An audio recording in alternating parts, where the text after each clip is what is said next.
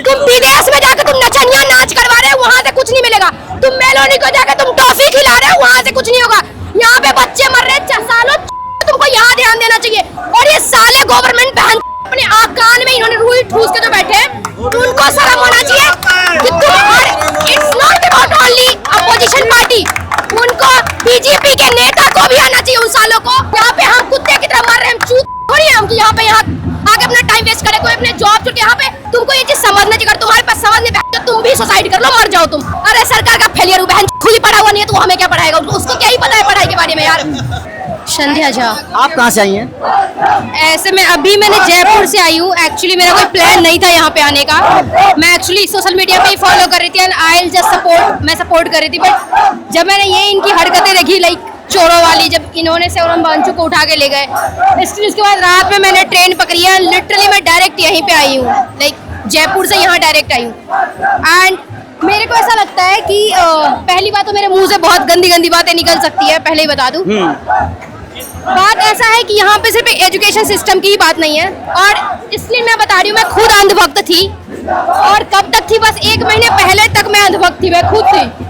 But अब बात ये है कि देखो यहाँ पे तुम जो भी चीजें हो रही है, इतना ज्यादा पेपर लीक, इतने बच्चे मर रहे हैं, इतने लोग, अगर तुमको ये लग रहा है कि कोई पार्टी तुम्हारे अगेंस्ट है, ये पूरी पार्टी की नहीं है, ये पूरी जनता है। लाइक तुमको ये, हमें नहीं पता, मेरे को पॉलिटिकल से कोई मतलब नहीं है, मुझे पॉलिटिकल का पी भी नहीं पता है लिटरली, क्योंकि मेरे को ये सब में मतलब ही नहीं है। क्योंकि मेरे को ऐसा लगता है कभी मेरा इन सब चीजों के लिए टाइम नहीं है, मेरे को जॉब लेनी है, मेरे को पढ़नी है, बात खत्म। लेकिन ये जो इनकी बकवास वाली हरकतें चल रही है यहाँ पे, आपको क्या लगता है उनको पता नहीं चल रहा होगा कि यहाँ पे क्या हो रहा है? उनको सब कुछ पता होगा, लेकिन साले वो, तुम विदेश घूम रहे हो, तुमको विदेश के लोगों से तुमको रिश्ते बनाने हैं। अगर तुम इंडिया के लोगों के साथ रिश्ते नहीं बना पा रहे तो तुम क्या करोगे वहाँ पे जाके? यहाँ पे तुमको देखना चाहिए कि तुम यहाँ के जनता के साथ तुम कैसी बना रहे हो।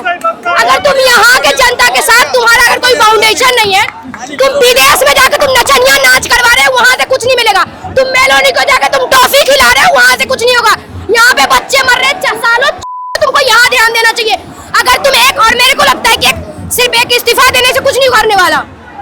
It's not about only resignation, ये है कि तुमको ये सिस्टम को चेंज कैसे करना है।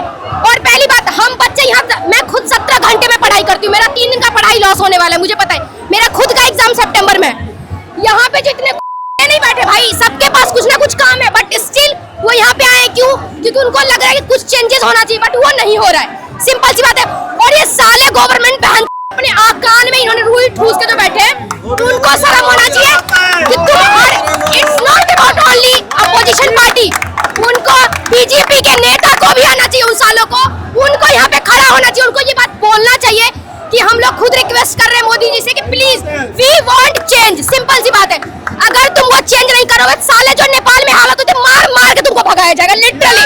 मैं खुद भाई, अगर तुमको नहीं सुनाई दे रहा, अगर कान में रुई ठूसा हुआ है, तो बहुत सारे डॉक्टर है तुम्हारे कान के रुई निकालेंगे, उसमें जो भी तुम्हारा भरा हुआ है निकालेंगे अच्छे से। अब तुमको समझना पड़ेगा।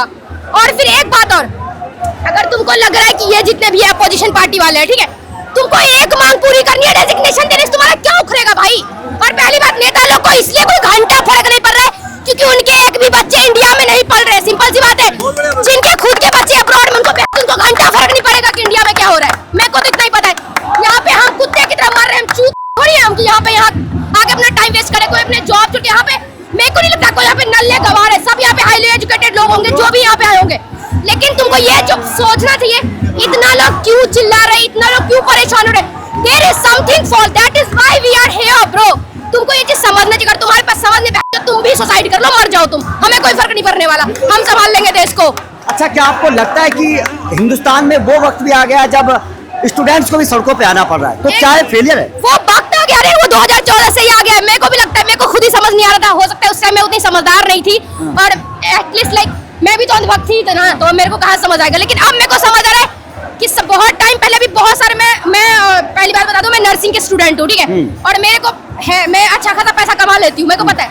लेकिन मैं उनके बारे में बात करना चाहूंगी, चाहे प्राइवेट सेक्टर की ले लो, बच्चे 8-8 हजार में जॉब कर रहे हैं भाई प्राइवेट सेक्टर में, क्यों कर रहे हैं? It is only because of government. अगर तुम एक क्राइटेरिया फिक्स कर दो कि तुम्हारे नर्सिंग के स्टूडेंट को इतना तुमको सैलरी देना पड़ेगा, वो साले मर मर के देंगे, कैसे नहीं देंगे यार? तुम उनसे डबल ड्यूटी करवा रहे हो, तुम उनको पैसे नहीं दो। मेरे साथ तो नहीं हुआ कभी, क्योंकि मेरे साथ जब जब होगा मैं उनकी माँ बहन कर देती हूँ, मेरे साथ आज तक नहीं हुआ है लिटरली। लेकिन इट्स ऑल अबाउट कि बच्चे लोग यहाँ पे अपना टाइम वेस्ट करेंगे, कोई कोचिंग छोड़ के आ रहा है, कोई जॉब छोड़ के आ रहा है, क्यों आ रहा है भाई? तुमको ये चीज सोचना चाहिए।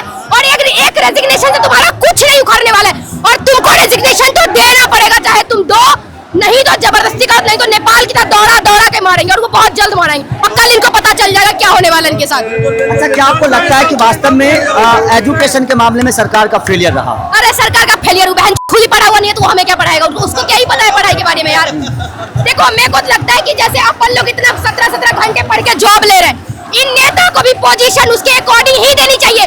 वो साले मैं अपनी बिहार की बात करें, स्पेशली मैं बिहार से हूँ, ठीक है, मैं बिहार में कभी रही नहीं हूँ, बचपन से मैं बाहर ही रही हूँ, दिल्ली में रह रही थी, अभी मैं जयपुर में रह रही हूँ।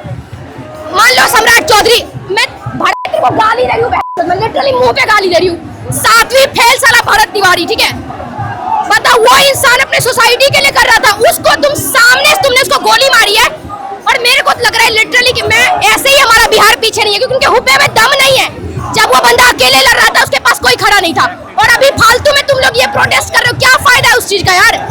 तुम एक कोई जो आवाज उठा रहे हो उसको तुम मार दे रहे हो, जो आवाज उठा रहे हो उसकी मुंह बंद करवा दे रहे हो, ये तुम्हारा सिर्फ और सिर्फ फेलियर है और कुछ भी नहीं है भाई, कुछ भी नहीं है। और मेरे को नहीं मतलब यहाँ पे कौन सी रिलीजन चल रही है, मुझे उस सबसे कोई फर्क नहीं पड़ता। I just came here only for student. मेरे को कोई मतलब नहीं है कि कौन क्या कर रहा है नहीं कर रहा है, कोई यहाँ पे रिलीजन के लिए कोई नाटक कर रहा है, मुझे उससे मतलब नहीं है, मुझे सिर्फ स्टूडेंट के लिए पढ़ी है, इसलिए मैं यहाँ पे आ रही हूँ, 3 दिन की पढ़ाई छोड़ के आई हूँ।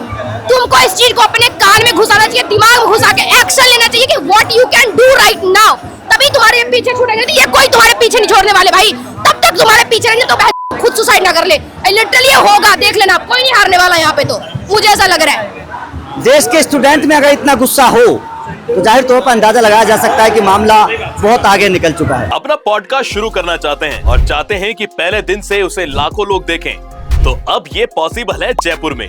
जयपुर का सबसे तेजी से बढ़ता हुआ digital news channel the fact India आपके पॉडकास्ट को वर्ल्ड क्लास बनाने के लिए जयपुर के बीचों बीच श्यामनगर में लाया है world class podcast setup, green screen setup, उसे शूट करने के लिए best state of the art facilities, editor से लेके लाखों फॉलोअर्स और करोड़ों वाली रील्स वाला यूट्यूब चैनल, और ये सब आपको एक ही जगह पर मिलने वाला है। तो पूरी जानकारी के लिए आज ही व्हाट्सएप कीजिए इस नंबर पर।